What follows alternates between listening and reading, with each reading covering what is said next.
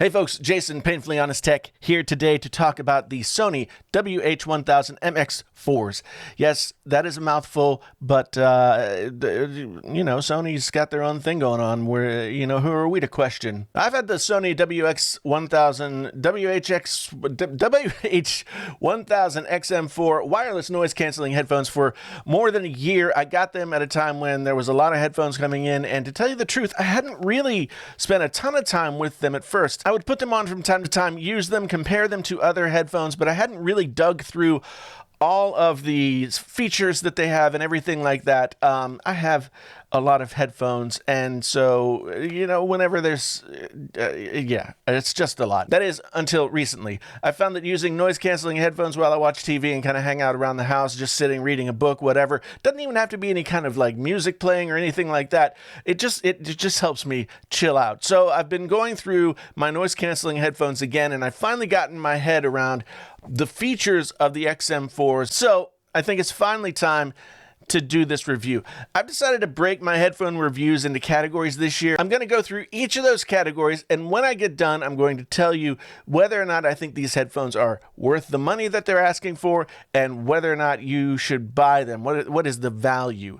Those can be two separate things for sure, so stay tuned until the end of the video. Now, these categories are comfort, look, feel, features, battery life, apps if there are any other kind of features, sound, price, value. Here are the details on the WH1000XM4s. Now, they look understated. They come in a beige that I don't really like, but this matte black is kind of nice. I'm not a big fan of the brass, the bronzy look here, but they feel, they feel really great on the head. There are no hot spots where the headphones start to feel ouchy when you're wearing them. The ear cups, I've found that I can sit and wear them for a long time, and these ear cups are incredibly soft. There's a memory foam type thing in there, and they just really feel great. There's not too many controls on the headphones themselves. There's a power control, and then there's a custom button that you can customize in the app that comes with them. They also have volume up and down. If you sort of a touch feel up and down volume thing, you can you press on it and it pauses. You can also set in the app to pause whatever you're listening to and turn on transparency mode when you start to talk. So if somebody comes into the room, you can be like, "Hey, what do you want? What do you want?" and then pause. Transparency mode. You'll be able to hear them. They'll be able to hear you. It's actually pretty nice. And you can also, if you don't have that set up, you can put your hand over the right ear cup, and that will also turn on transparency mode and pause thing. In terms of clamping force, I would say they're tight, but they're not uncomfortable. And I don't get a lot of that noise canceling ear pressure that sometimes happened, although I found the other day I was having allergy issues and I was wearing them and I did have some pressure, but that's not a normal situation, so we're not going to count that against them. Now, when I picked them up to start looking at them, I hadn't used them in a long time, and they were still fully charged from the last time that I used them. And the battery life is 30 hours advertised with the noise canceling on. That's quite a bit. And with the standby time, you can pretty much be guaranteed that if you put these down for a while and then pick them up again, they will have some charge. And they do charge relatively quickly. In a 10-minute charge, you can get 5 hours of playback, which is a pretty good number. In the apps or the other category, adaptive noise canceling is when there's sort of an algorithm in there that listens to the different frequencies that are going on in there, and they will sort of adapt to that different sound. So there's no one frequency that's being cut. It's sort of all happening dynamically. There are those gesture controls that I mentioned, up, down, and left, right does the the left and right does track forward, track backward, and then there is the press to pause, which I use more frequently than I thought I would. In terms of sound quality, we've got LDAC, we've got AAC, we've got SBC, we've got CBS, we've got NBC, we've got all the BCs that you could... CBC? Yeah. Anyway, no.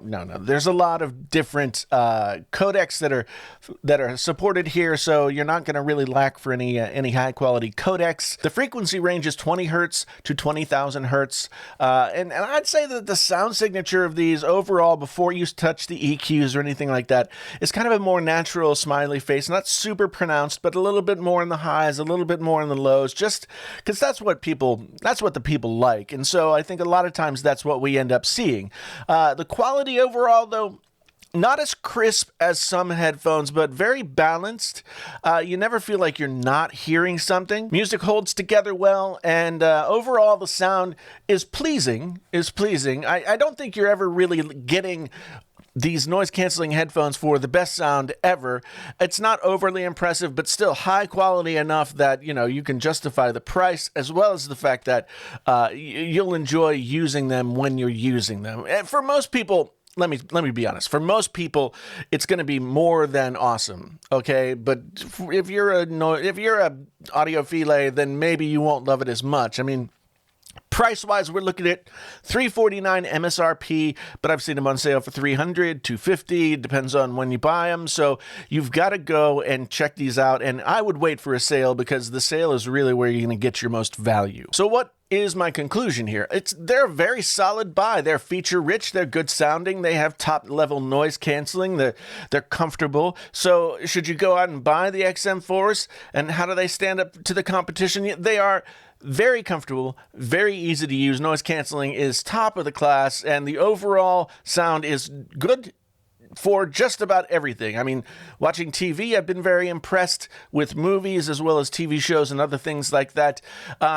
The music listening has been satisfactory, and I've enjoyed listening to them, even if it's not like the most awesome sound that I've ever heard before. There's nothing wrong with the sound, the fit, the feel, the look.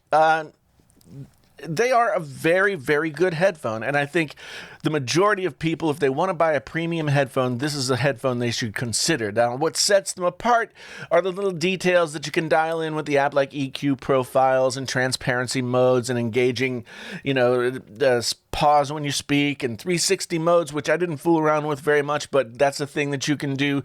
There's enough that no one who uses these headphones is going to use everything. But finally, for me, it comes down to that comfort and that battery life. Comfort is about as good as you can get. I've not had any issues with long wear sessions of 2, 3, maybe even 4 hours, depending on how much of a lump of crap I am sitting on the couch watching TV. The battery life is fantastic. The standby time, I mean, if you leave them sit for a while, I left them sit for months, and they still had plenty of battery. And they advertised 30 hours of battery life with the noise canceling. So you should, I mean, that beats the AirPods Max right there, and is really, really very good.